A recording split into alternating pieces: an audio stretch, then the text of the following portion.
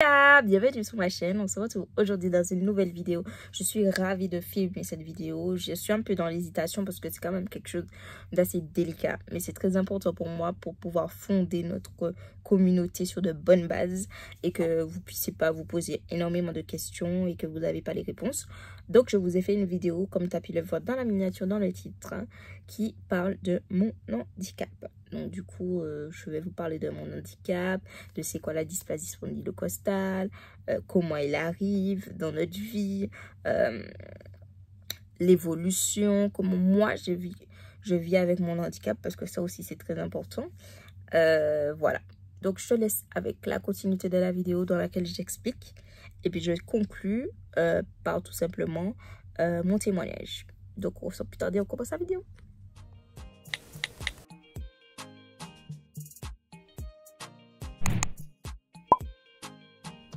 Sans plus tarder, nous allons commencer la vidéo.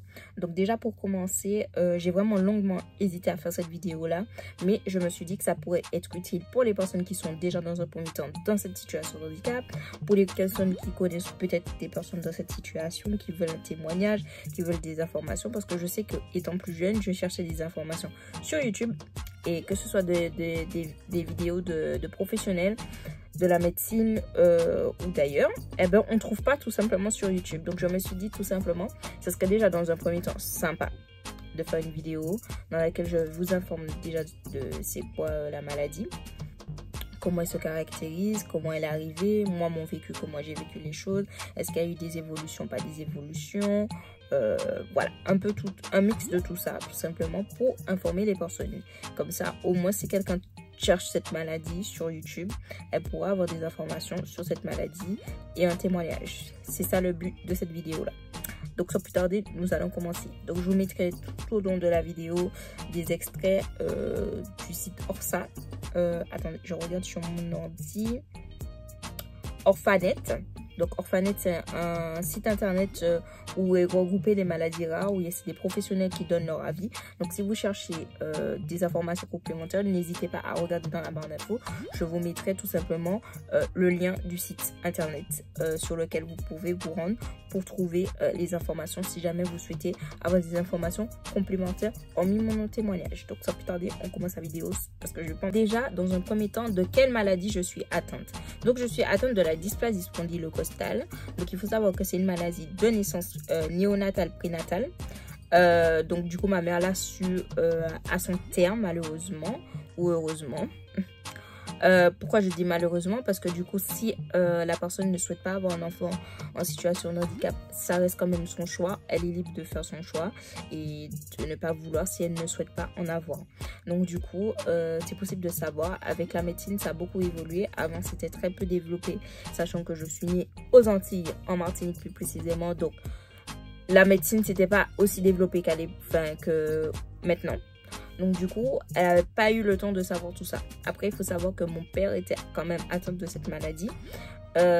Donc du coup, j'ai hérité en fait de ces gènes-là qui ont eu un impact sur ce que je vais vous expliquer par la suite dans la continuité. Donc voilà, donc je vous lis tout simplement la définition. Donc si vous voyez que je regarde sur les côtés, c'est parce que tout simplement j'ai mon ordi.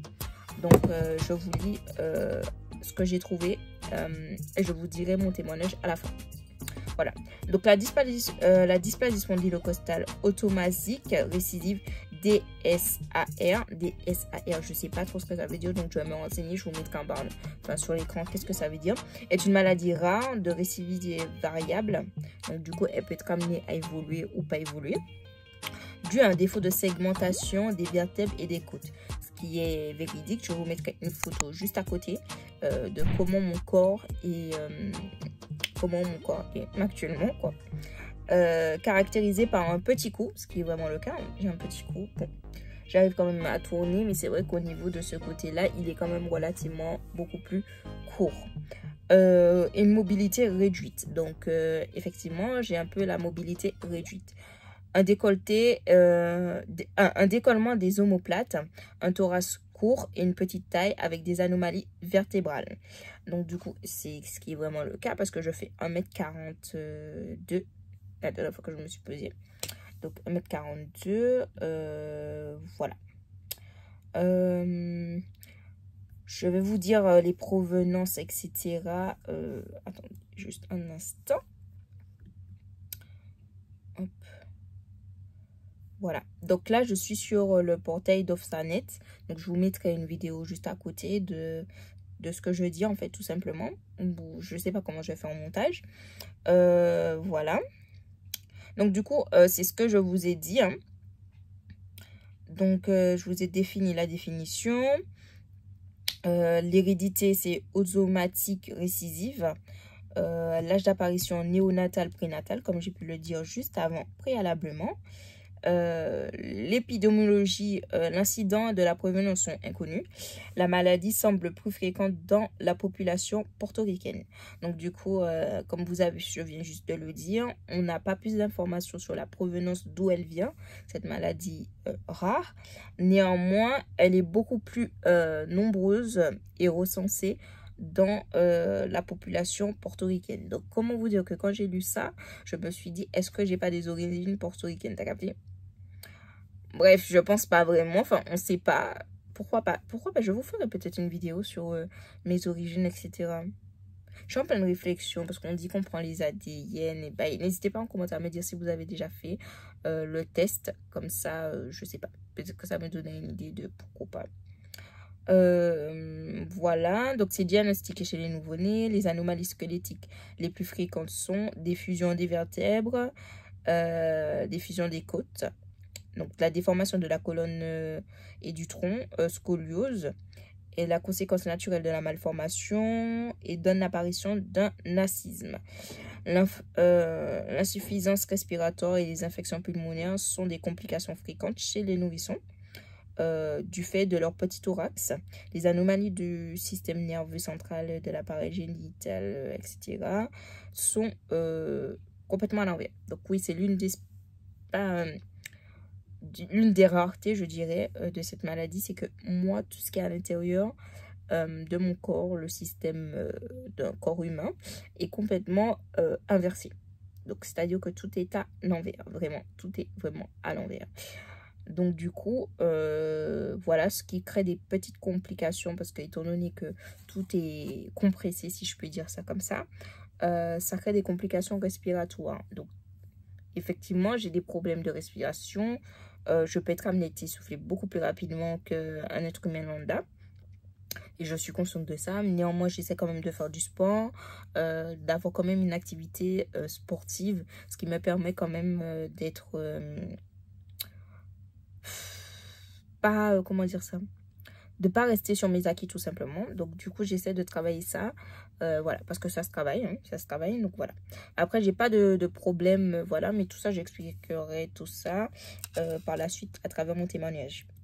Donc du coup, le diagnostic clinique peut être étalé. Alors du coup, il y a quand même des solutions, néanmoins pour cette maladie génétique, je dirais pour mon cas, c'est de pouvoir faire une chirurgie esthétique. Mais il faut savoir qu'après avoir été accompagné par plusieurs professionnels, quand je poser des questions concrètes, il n'y en avait pas des réponses concrètes. C'est-à-dire que quand je disais le pourcentage que je puisse regagner ma mobilité, être beaucoup plus à l'aise, etc. Sachant que je n'ai aucun problème de santé quelconque à part mon handicap. Comment vous dire qu'ils ne m'apportaient pas les réponses que je voulais. C'est-à-dire qu'ils me disaient, on te donne autant 50%, tu vois, que ça se passe bien. 50%, on ne sait pas. Donc, on te met dans le flou, tu ne sais pas vraiment. Donc, moi, j'ai préféré prendre la décision, tout simplement, de ne pas avoir recours à cette chirurgie esthétique. Parce que je suis quand même libre de mes mouvements. Je suis quand même assez autonome dans tout ce que je fais. Donc, du coup, j'avais pas envie de me retrouver assistée ou voilà. Juste pour quelques centimètres en plus, redresser ma colonne vertébrale parce que je suis quand même un peu penchée. Donc, du coup, ça permettrait de redresser la colonne vertébrale qui est un peu penchée. Mais c'est aussi prendre le risque aussi d'aggraver la situation. Donc, c'est un choix de ma part de ne pas avoir recours à cette chirurgie esthétique. Donc du coup, voilà. Ensuite, en ce qui concerne mon témoignage, je vais vous donner mon témoignage. J'éteins comme ça, je me concentre et je serai beaucoup plus... En ce qui concerne mon témoignage, j'ai pas vraiment grand chose à dire dans le sens où, depuis petite, je vais pas vous mentir, quand étant beaucoup plus petite, c'était beaucoup plus difficile pour moi parce que quand on est enfant, les enfants sont sans filtre. Donc c'est encore pire que les adultes, vous voyez. Parce qu'on sait que les adultes, c'est vraiment dans le but de vous faire du mal, quoi. Mais les enfants, c'est vraiment naturel, c'est vraiment pas mauvais parce que... Enfin, mauvais dans le sens où les enfants ne sont pas vraiment conscients de ce qu'ils disent. Ils n'ont pas la conscience, en fait, de leurs propos, de l'impact que ça peut avoir sur les autres. Donc, Dieu merci, j'ai toujours été dans les écoles, dans les classes normales. J'ai fait toute ma maternelle, etc. aux Antilles, en Martinique plus précisément. Et j'ai toujours été dans les classes normales. Après, c'est vrai que le regard des gens, c'est quelque chose qui se travaille au fur et à mesure des années. Parce que pour que je puisse vraiment gagner en confiance en moi et m'accepter tel que je suis, ben, c'est à partir du lycée, à la fin du lycée. Mais avant, c'était vraiment compliqué. Je pleurais tout le temps. Dès qu'on me faisait une remarque, je pleurais. Enfin, c'est compliqué de vivre à travers le regard des autres qu'on n'a pas vraiment confiance en soi. Donc, du coup, c'était vraiment compliqué avant. J'ai pas eu d'évolution quelconque à part l'apnée du sommeil.